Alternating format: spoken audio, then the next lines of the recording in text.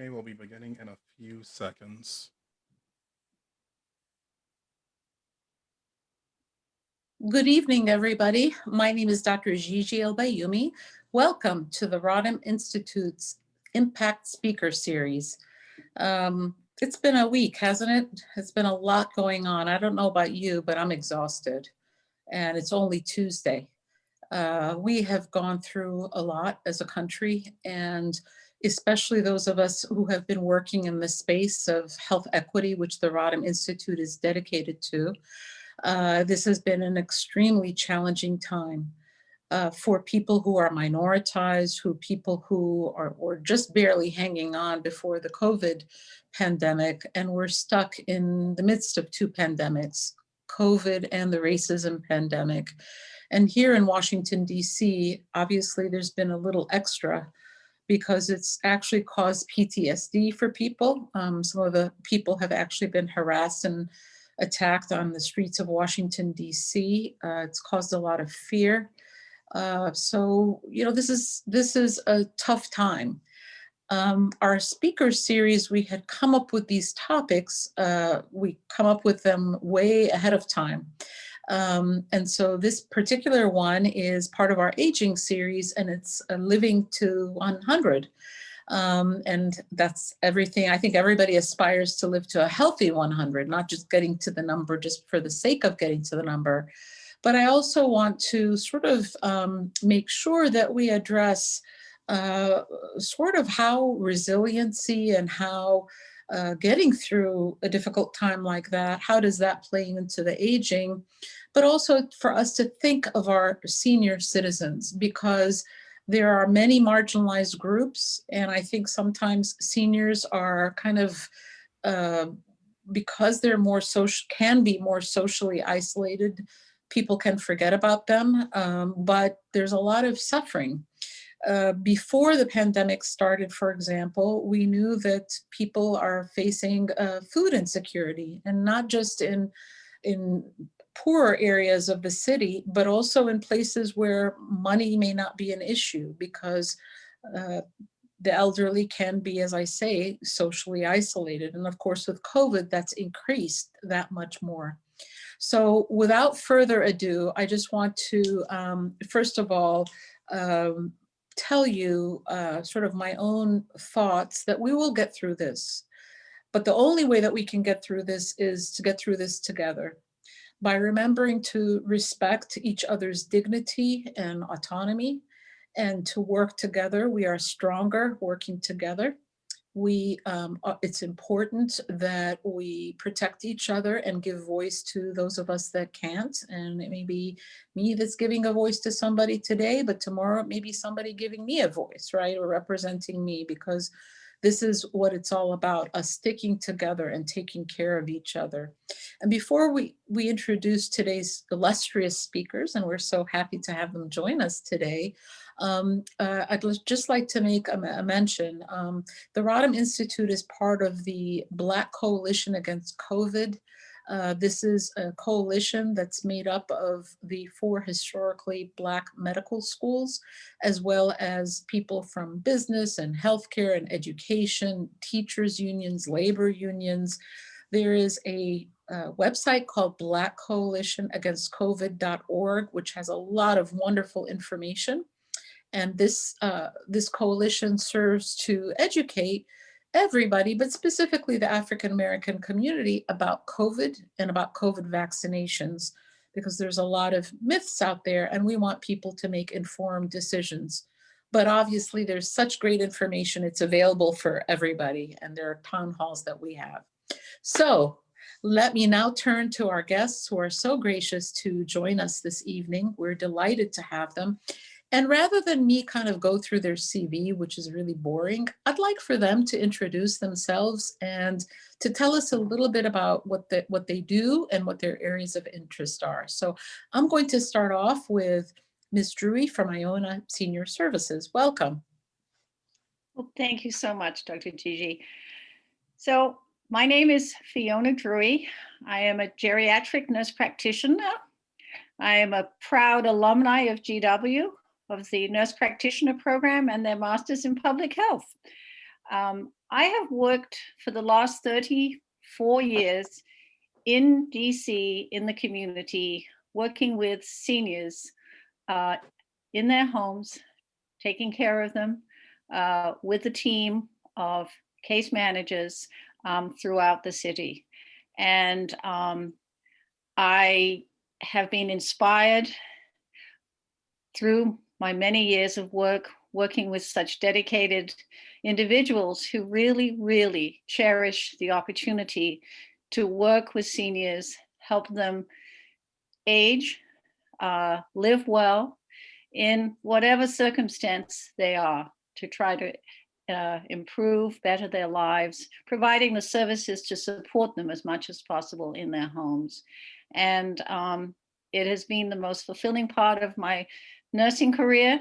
I'm still working. I'm actually, I will be honest, I'm 70 years old, and I still feel passionate and engaged with so many of my team throughout the city. And I still feel if I can continue to be a part of helping others, I will be happily do so. Wow. And you know, as you were speaking, it just clicked, and forgive me, I had just finished clinic. I want to tell you something about Ms. Fiona Druy, because we have worked together. It finally clicked. Yes.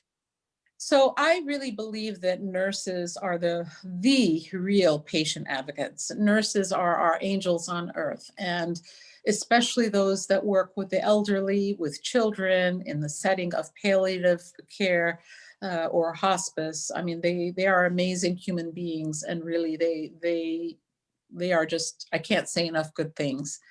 But Ms. Fiona and I worked together taking care of a patient, a longtime patient of mine who had actually, we had worked together. She was a nurse at GW, and it seemed that she was beginning to experience some cognitive decline.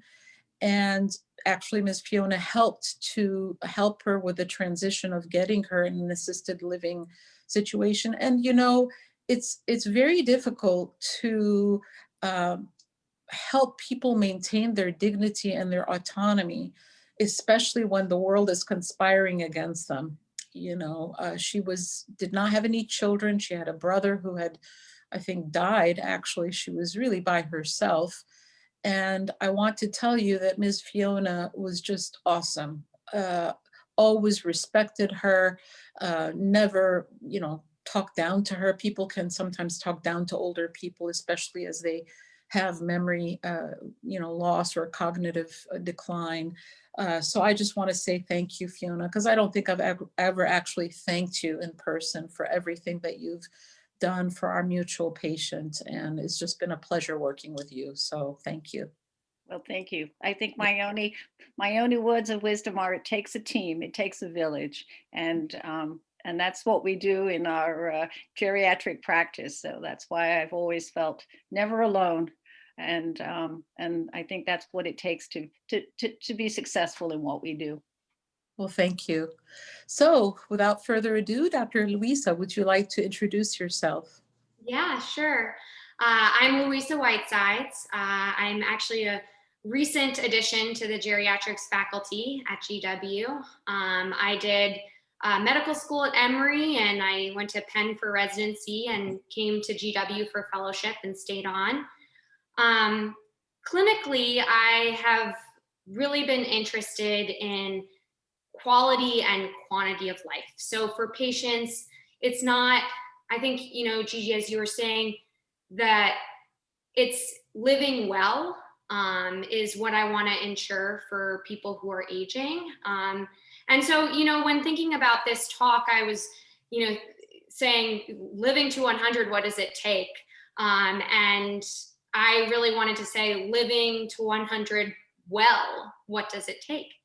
And that's, you know, Fiona and I were talking a lot about what does that living well mean? And part of that is, you know, being engaged in your community and being a part of the community and having strong relationships. And so that was really what excited us about the topic.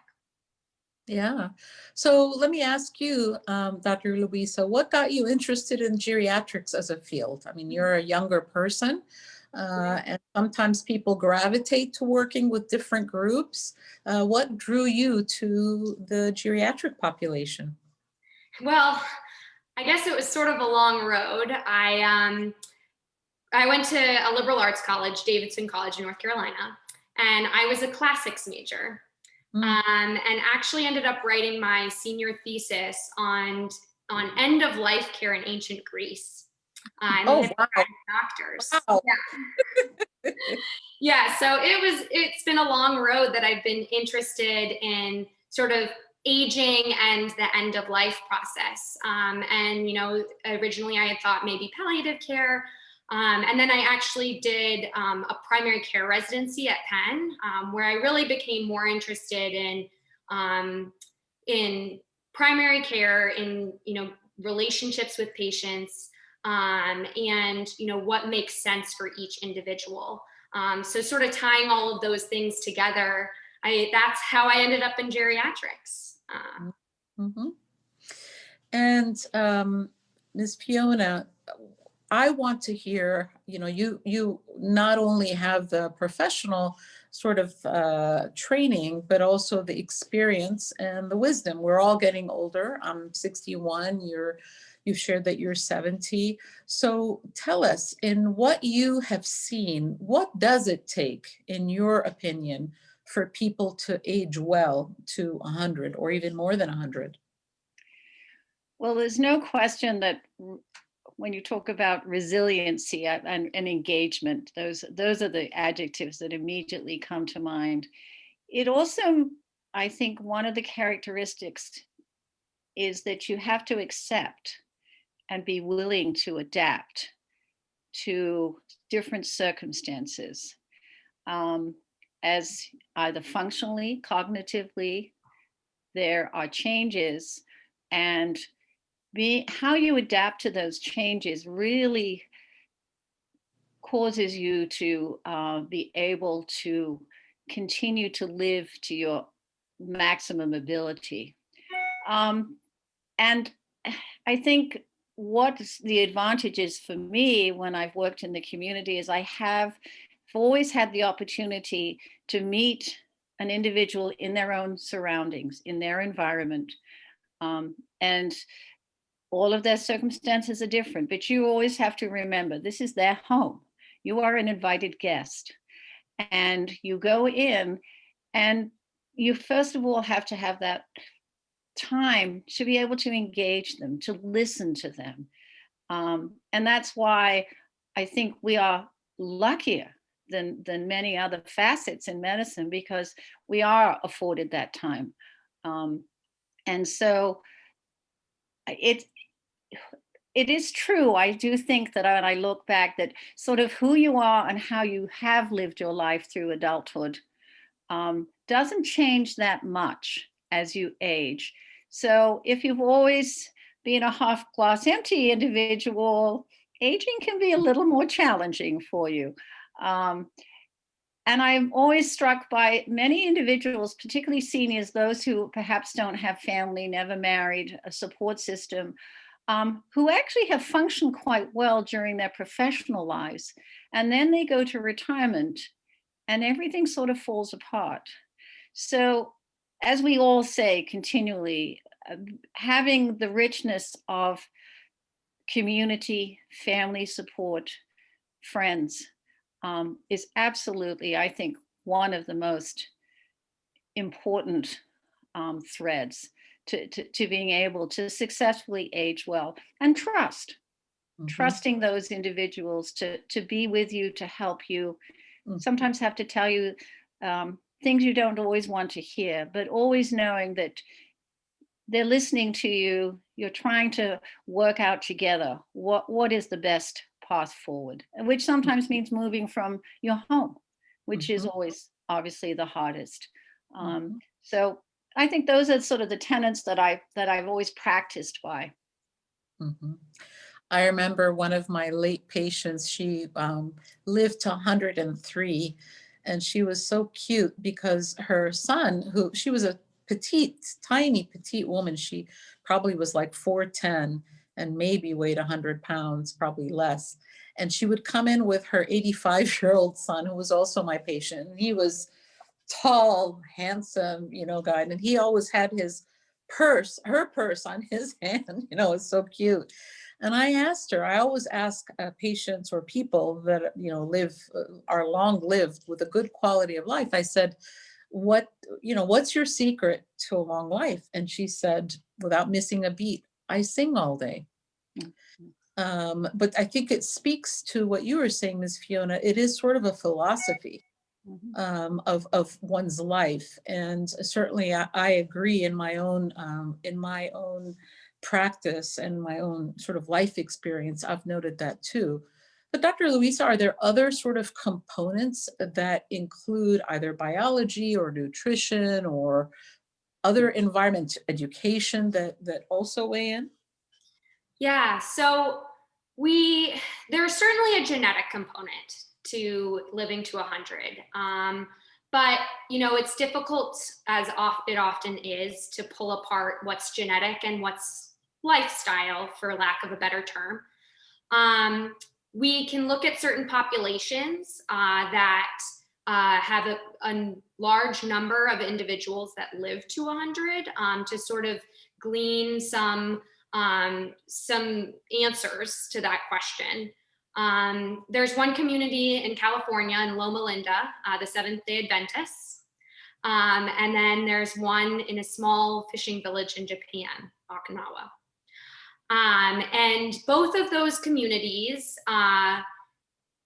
clearly there may be some genetic pieces to it, but there are some common threads among them that we think, are more lifestyle oriented. And there have even been books written about, the blue zones, like the secret to living to 100.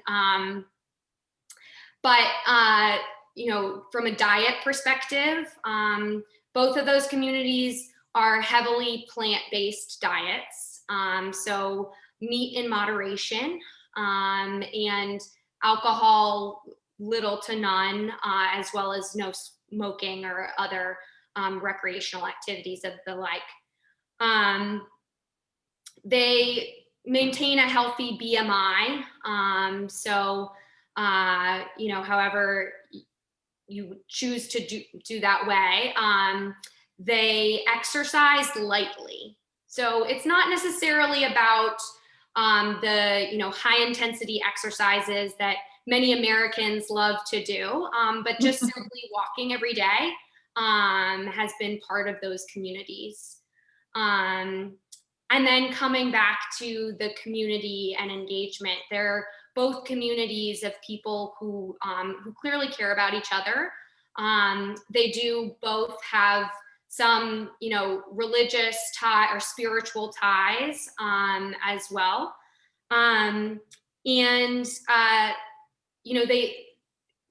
They know each other and they care about each other and they look out for each other. So those are some common pieces to those communities. There may be some genetic components, but there are things we can learn from that as well. And Rodham, we're very interested in improving. Our mission is to improve health equity in Washington, D.C. And of course, there are groups or populations, unfortunately, because of the structural and the social determinants of health that make being able to optimize your life expectancy a challenge. So I always talk about the fact that if you live in Georgetown, you can expect to live on average 94 years. But if you live in Anacostia, that number goes down to 66 and a half years. So that has less to do with genetics and more to do with things like, are there sidewalks where you can safely walk? Is there a grocery store? Well, there's only one full service grocery store that serves 80,000 people in Ward 8. What's the stress like? And, especially given the recent events over the last several months, but of course culminating in Wednesday's attacks and insurgents, that's really caused a lot of people to have PTSD. People are frightened. And we know that fear and constant stress actually shortens the telomeres that determine how long we live, right? So it is this interaction.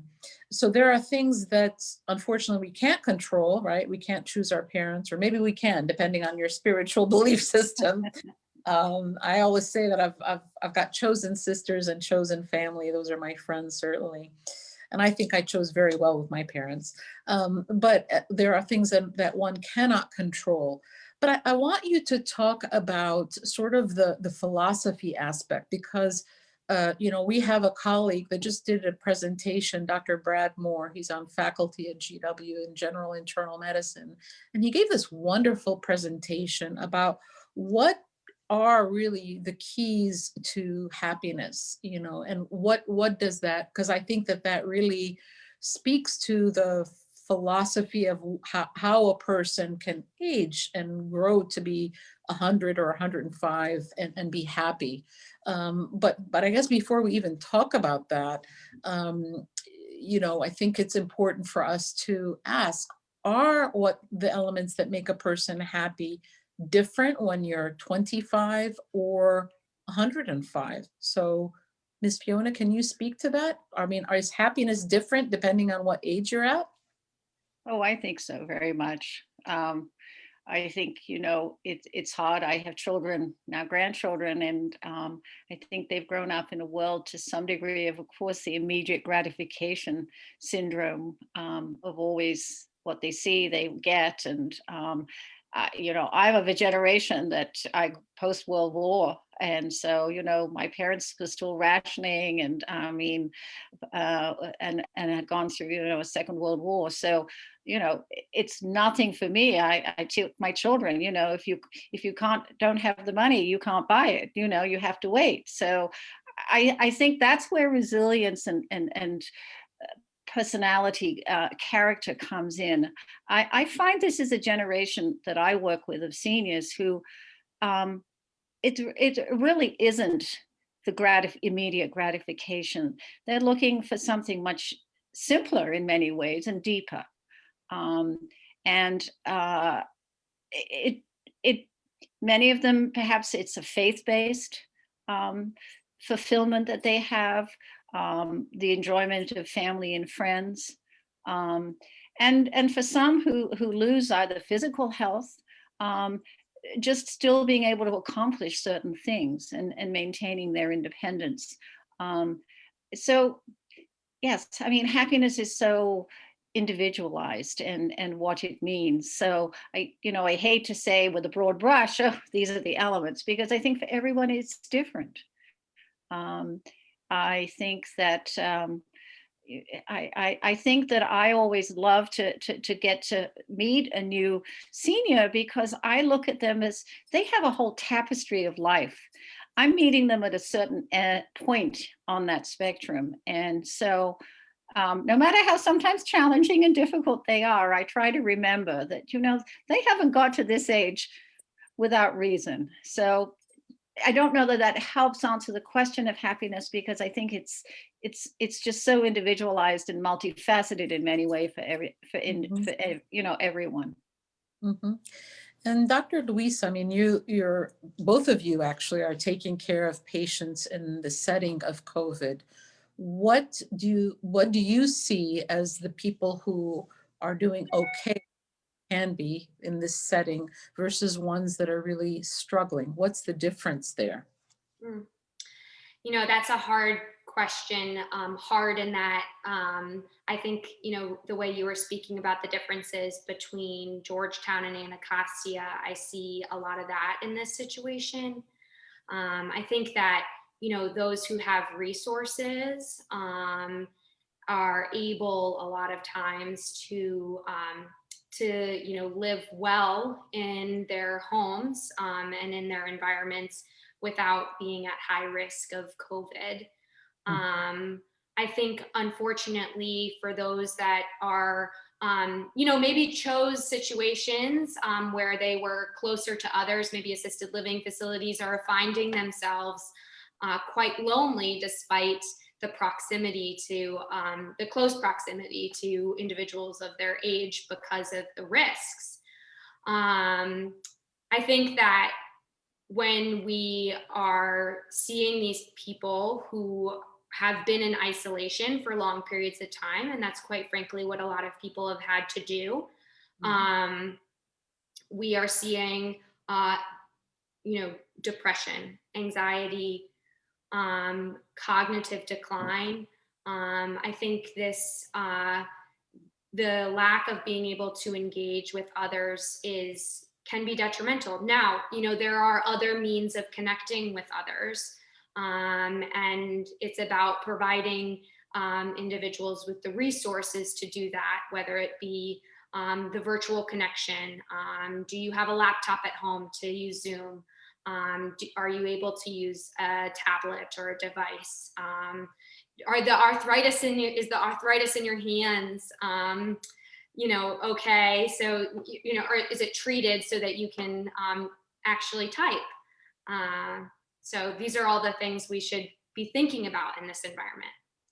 Well, Zoom is something that obviously we're using now and we're increasingly reliant on. So when we're talking about inequity across the city, I mean, one of the things that we're really, sorry, my cat is rubbing her chin against the phone, sorry about that, is that actually the lack of universal internet, free Wi-Fi for people has a disproportionate impact and actually further isolates, our people on different marginalized groups. So, we talk about teleeducation, we talk about telehealth, but I think that we sometimes don't consider what I call special populations and their special needs might be.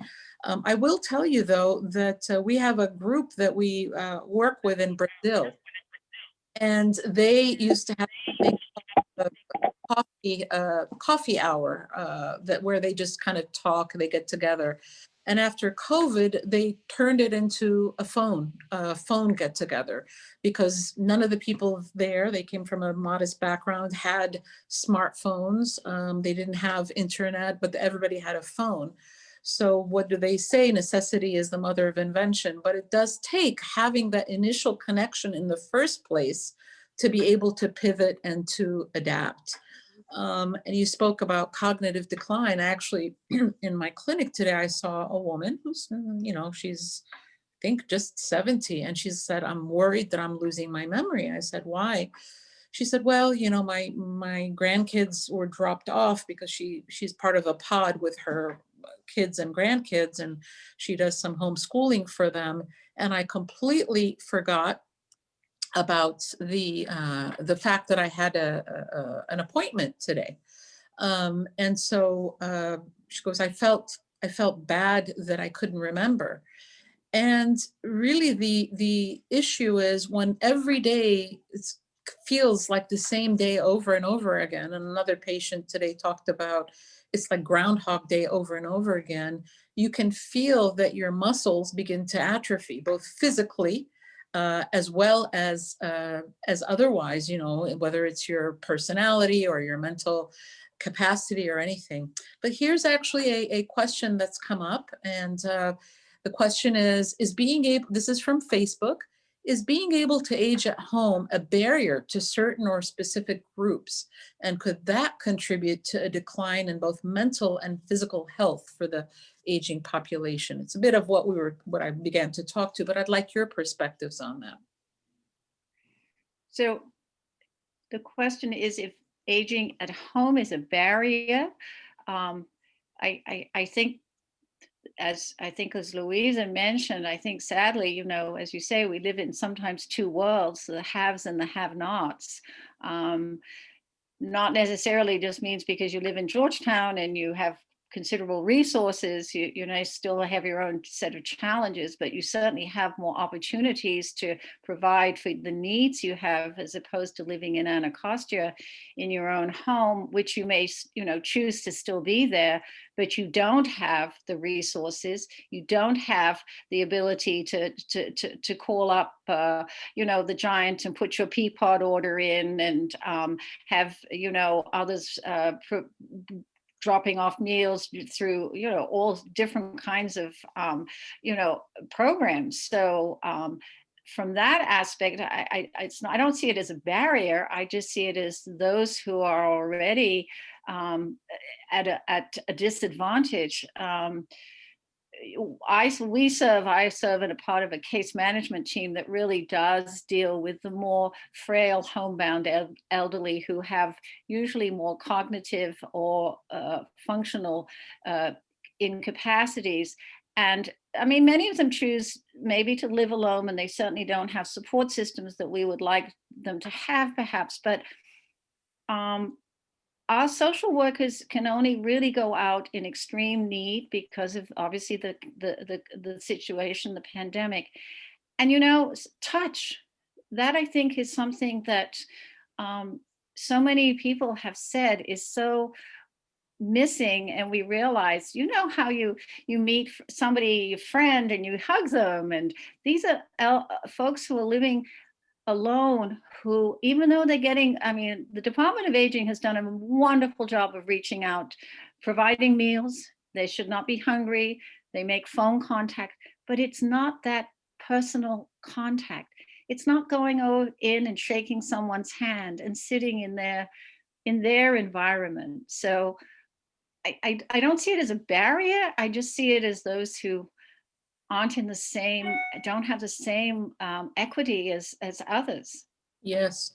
Well, in England, they now have appointed a minister of loneliness, where the study shows, well, I'm not going to say it. Dr. Louisa, can you tell me about that? Because you're nodding your head about what is the impact of loneliness on health?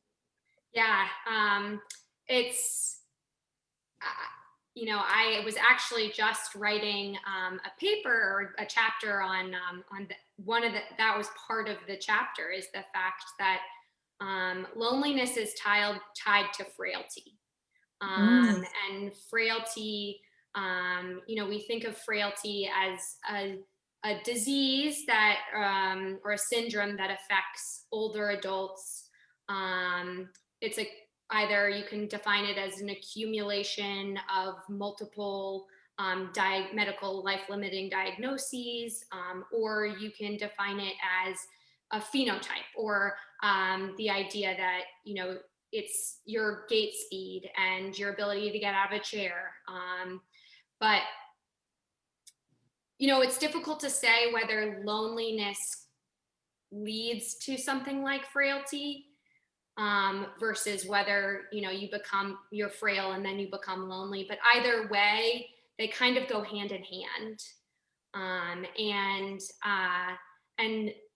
Loneliness and then frailty and loneliness tied together can lead to, mental health illness, as well as, cognitive decline as well. And frailty can, puts you at higher risk of mortality and adverse health outcomes. So that means hospitalizations, which, can further cause further decline. So I think, when we think about loneliness, we should really consider it as something that's much more important than people are thinking about it now. Yeah, it turns out that being lonely is the equivalent health-wise of smoking a pack of cigarettes every day. I mean, that's how it is. So let's kind of switch and kind of try to frame things in the positive, because I feel like Debbie Downer in a way. Because there are models that are actually really positive, and this is about aging well. There are things that we can do now. There are ways to buffer ourselves and support our families. And it's like having a support system. You build the support system before you actually need it, right? So one of the things that I've been intrigued by is certainly in third world countries. I'm of Egyptian heritage, where multi-generations live together. So they people take care of each other. So even the idea of assisted living is non-existent.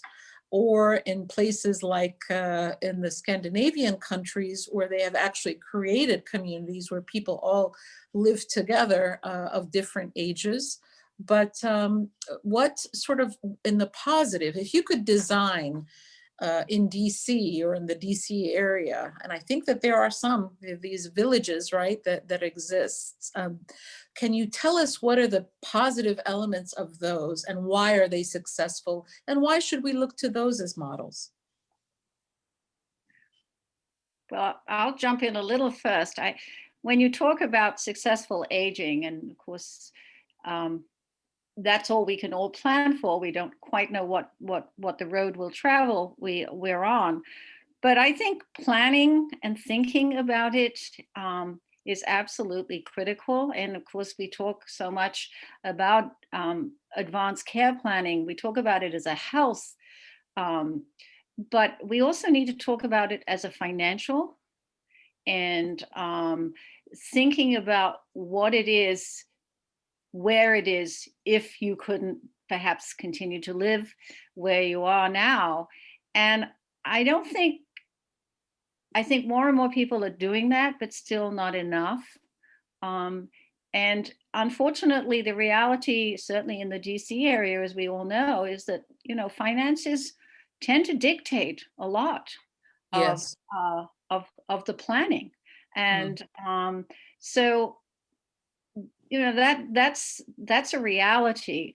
But I think it's something that needs to be addressed, or at least individually, much sooner when you are still healthy in those 60s and 70s, to think down the road what you would want and what you perhaps can afford. So those to me are always so critical. And I love programs that I know Iona does one called Aging Solo. So for those who perhaps don't have immediate family close by, and they've chosen, perhaps they tend to be a more solitary individual, but they're still engaged with what they do. There are programs to help them think through and look at what down the road perhaps would be helpful to them, and make those plans. So to me, that's I think a very important part. Obviously in healthcare, Louisa, you see this every day, trying to get people to think ahead and do their powers of attorney for healthcare and living wills are so critical. Well, here's actually a question from Facebook. This is posed by Ms. Eileen Bradner, and she says, my father wanted to live to 100, and as an accountant, he had actually calculated how many meals left to age 100. He passed away at 93 and a half in 2019. We're actually grateful that he isn't here during COVID, because it would be so hard to not visit him, and he would definitely feel isolated. He never used a cell phone or a computer. The question is how to convince an older parent that they need to leave the home for more advanced care, such as assisted living. My father was calling 911 to get out of bed, or the neighbors to help him. We were able to convince him to move to the care facility because it was month to month, and we kept his home and told him, let's just try it for a few months and see how it goes. That helped him made the decision to leave, his home and try it. So how would you weigh in? Because let's face it, I mean, it must be difficult when you're 95 and all of a sudden the kids that you brought into this world, who were running around and you were changing their diapers, all of a sudden turn around and tell you what to do. And of course, I don't know about you, but the older that I get, it doesn't mean that I feel any different. I still feel like the person I was when I was 16. Clearly the shell is different, but I still feel the same. And so that loss of independence and being told sort of what to do can be very challenging. And yet you're balancing that, concerns about safety and well-being. So Dr. Louisa? Yeah, I like to couch it more as empowering the older adults. I think that, we, in that statement, right, we believe that by needing assistance, by needing assisted living, you're sort of failing in some way, right? You're not able to take care of yourself. But I think when we think of it more as a empowering the older adult to be their best self, to be able to live without concerns about their daily needs. I think that in thinking about it that way, we maybe could, convince some independent individuals to accept the help from others. And again, it's a community, right? It's people caring for others at assisted living. And, you are also a community member at an assisted living facility. And you have, as a resident there, you have the ability to give back there too. My father is 86 years old, and one real big challenge is that in the year 2020, he lost 6 of his friends, 6. And none of them from COVID, by the way. And so I asked him, how are you dealing with it? He said, it's very hard, but I'm trying to make friends that are younger, meet younger friends, which he always, has been doing that. But I think the loss of friends, I think is one thing that's quite tough and quite challenging. And I think also just the lack of control, to your point, Dr. Louisa, empowering people to help them, feel that they have control when sometimes the control is being taken away, slowly but surely. But I want to kind of give you an opportunity to share sort of your own thoughts about anything that you feel, questions that I haven't asked you, that you want to share with our audience. Well, again, going back to the idea of living well, I think that there are a number of components that people who are aging can take control of in the same way we talk about. And one of those things is, up to a point is maintaining preventative health, and, treating hypertension if you have it. Because part of living to 100 means escaping all of those diseases that kill people at younger ages. And those are common things like heart disease and diabetes, strokes, and cancer.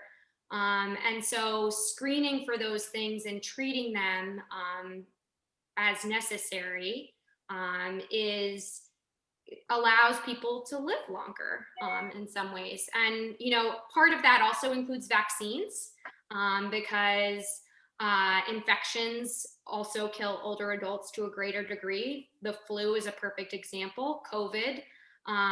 So, getting the COVID vaccine can actually help people live to 100 potentially. So that's, one piece that I think is important to remember and recognize. And I think, I think I would just add too that empowering, as Louisa said, is absolutely the sort of the crucial aspect of working with an older person. And it's a team. Your healthcare provider, your family, your best friends, whoever is in your life is part of this. And then reaching out to the professional help to see what you could put in place to have someone be maintained at home if that's absolutely, at the moment, what they want. And it is amazing how well we can do that with professionals. I mean, our program, and it doesn't mean to say that we keep everyone at home. No, of course, we unfortunately are not able to do that, but we are successful in keeping people at home with considerable functional incapacities, not necessarily with vast sums of resources, but there are excellent programs in the district. They're heavily bureaucratic, but if you get the right connection with the programs, there are support services available. And the goal of our program is to help people age in place for as long as possible. And there's going to be risk. We always have to recognize there is risk. And people have to know that, and families have to know that. Then it always is, the challenge is when you get to the line of where is the risk too great? And as the Facebook writer said, you know, when they're calling 911 every day to get them back into bed, well, unfortunately, that is not the care plan we have. We need to figure out something else if at all possible. So exploring every option is first most, and I think approaching your patient, your client, for us in that frame is so different than going in and saying, well, I'm sorry, you know, you're just going to have to go because there's no way you can stay here. So it takes time, and it's a constant conversation. I think that would be my advice. Thank you. One of the things that I certainly have noticed that we as a society, probably we as a planet, given the pandemic, is that this has given us a chance to pause and reflect on our individual lives, but also about our society. And so when I was growing up, I grew up in East Lansing, Michigan. We had a neighbor, Miss Dye. She was a retired first grade teacher. And we, you know, my parents loved the fact that she taught us how to make snickerdoodles, that we went there and, you know, we planted, you know, some different things in her garden. And when she got, you know, to actually, she had breast cancer, and when she was dying, we maintained those relationships. It was my parents that would take her to her doctor's appointment. So that it's not just the older people that are benefiting. We too benefited. Our growth, our sense of being, you know, a member of society. And that's one of the few silver linings of everything that's happening, is that I'm seeing more people that have more discretionary time, right? Because nobody has to, or less people have to worry about, you know, commuting. But I think it's time to kind of, for us as a society, to reassess our priorities. And I believe very strongly that we as societies get judged by how we take care of our elderly, our children, and the most vulnerable groups in the society. And we've not been doing a very good job, but we can reimagine that. We can change. And you have given us sort of food for thought about the elements that are important to people. So whether it's maintaining your physical autonomy by being, you know, mobile in as much as you can, doesn't mean going to the gym. Nobody can go to the gym anyway these days, but maybe just sitting in a chair and moving your legs is enough, or, you know, listening to some music and moving your upper body, or whatever it is. Having those friendships, and, you know, as my dad says, having friends across different ages, because of this very real issue of losing friends, which is devastating, right? Or losing spouses. You know, I'm in a situation right now where one of my patients just died this morning, and I'm very worried about his wife, who might also die. People do have that. But the bottom line is that we as human beings evolved to be around each other, and to comfort each other, and to rely on each other. So any sort of, as we're winding down, I think we've got about 10 more minutes. Any sort of parting thoughts or words of wisdom? I'll also check to see if there are any questions from Facebook. Anything that you'd like to share? Well, I think you hit the nail on the head. I think, you know, living well to 100 means taking care of your body, taking care of yourself, and giving back and being part of your community, and creating those bonds with others. And I think, you know, with that comes the idea that you're not alone. You know, and I think that right now that's a very difficult thing for all of us to remember when we're you know, even when you're virtually connecting, but no one's alone. And there are resources to reach out to. And I think when we remember that we're part of a larger community, whether that be Washington, D.C., or your local church, you know, there are people that are willing to help. Yeah. By the way, did you know that when you have sort of what they call casual acquaintances, like if you say hello to the mailman or mailwoman, or, you know, when you're standing in an elevator and you start to chit chat and talk about the weather or whatever else, that's actually been associated with a longer life and happiness.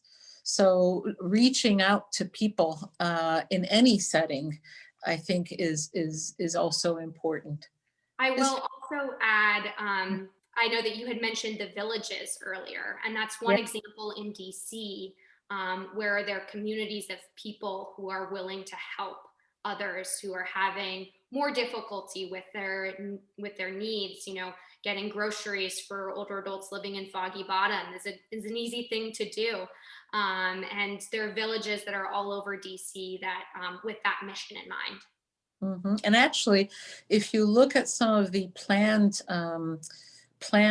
communities wherever in the world, either planned from thousands of years ago or more recently planned, this has the advantage of actually helping the mental health of teenagers when they are engaged to others. I mean, it's adopt a grandparent, but really the grandparent is adopting a teenager. So I think that, you know, and my goodness, I mean, I love to talk to people who are older, significantly older, because of all the rich experiences and the stories that I get to have. And I always ask for advice, you know, what advice do you have for me? So I want, you know, I think sometimes there is the arrogance of youth that you think that you're on top of the world and you're the one that is kind of a little bit of a maternalistic point of view. But the reality is one gets as much as one gives. Is Fiona? Yes, and yes, I mean, I think everyone wants to feel at some point needed, and to be able to give back. And I think that's what I've always found, that you unearth something about somebody, and as you said, they can give to you as much as you're giving to them and share that experience.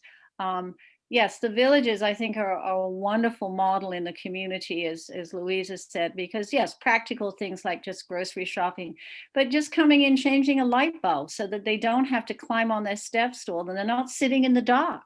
Mm-hmm. And, you know, just trimming the hedges from their front stoop and pass so that they can get to their house without, you know, having a dangerous encounter with the bush. The simple things of life that we all take for granted. But I think there needs to be more of that outreach through all generations. And I absolutely concur. I love the ideas. I worked with a senior program and they did a latchkey with the elementary school, and the children would come over at 3:30 and they would get their snack, and the seniors would help them with their homework. And then they play games with them till 5:30 or 6. It's these kinds of intergenerational programs that need to be promoted so much more, either in living communities where you can have intergenerational families. I don't know why we've come into this warehousing almost of, you know, whether it's long-term care facilities or assisted livings, because I think sometimes the rules and the regulations have hampered us so much.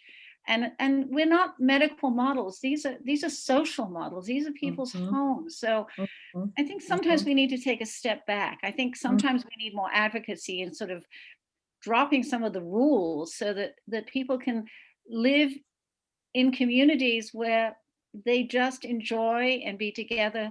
And you know, the old group homes that we used to have, you know, unfortunately they weren't well regulated, but there's a fine line between regulating, keeping people safe, but allowing them to live in a small community, Yes. which is so much, Yes. so much better. Yes.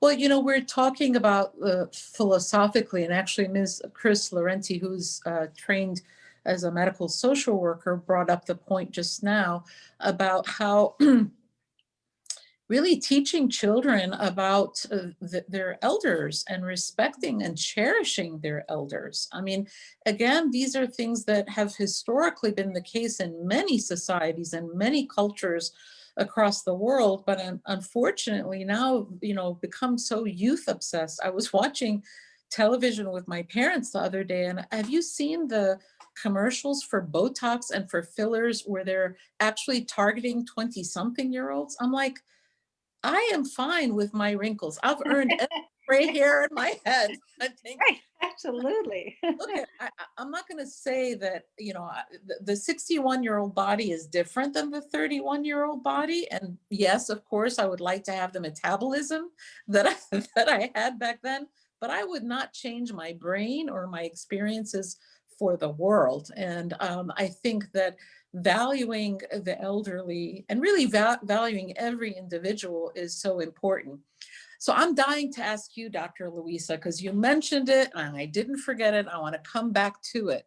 Tell us about your thesis Oh about gosh. ancient Greeks and the end of life. What did you learn? Yeah, well, so Davidson College has this wonderful semester abroad called Classic Semester Abroad, where we went to all the ancient sites in 5 different countries, Greece, Turkey, Italy, Germany, and Egypt. And Egypt too. yeah, and Uh-huh. there we explored a lot of Asclepions, which are like old healing centers. That was sort of uh, religious oriented, although there was much more to these healing centers. And so I looked at some ancient texts that were sort of linking those religious healers to the Hippocratic doctors.